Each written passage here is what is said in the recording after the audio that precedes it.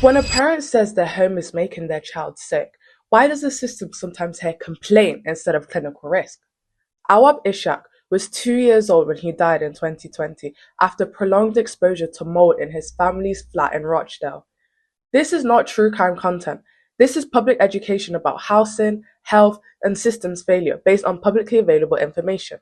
A coroner concluded that Awaab died from a severe respiratory condition due to prolonged exposure to mold in his home environment. The coroner's report said action to treat and prevent the mold was not taken and that significant mold was present in all rooms of the flat at the time of his death.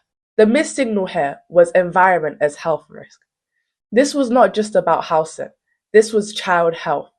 Awaab had repeated respiratory symptoms, and a health visitor had raised concerns about the mold and its possible impact on his health. The coroner also noted that too much emphasis was placed on so-called family lifestyle, even though ordinary activities like cooking, washing, bathing, and drying clothes were normal daily living activities.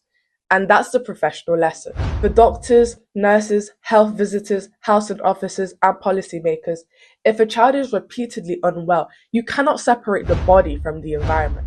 Damp, mold, overcrowding, cold housing, and unsafe living conditions are not background details. They can be clinical risk factors. The wider takeaway is this. Health does not begin at the hospital door.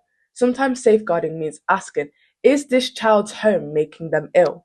Awaab's law has since come into force for social landlords, requiring urgent action on emergency hazards and significant damp and mold within fixed timescales.